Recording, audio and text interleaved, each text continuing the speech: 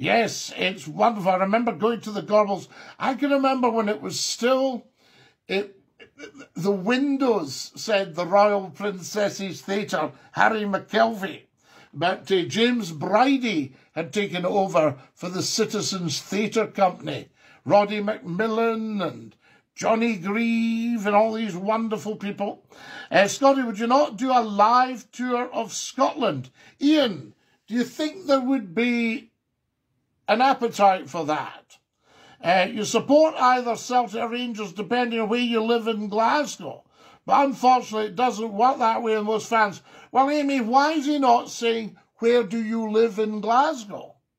You know, I mean, to ask somebody Celtic or Rangers seems the most ridiculous question. You know, I don't come up to somebody and go, Labour or Tory? You know, that sort of idea. I'm not interested, you know. Glasgow or Edinburgh? Scotland or England?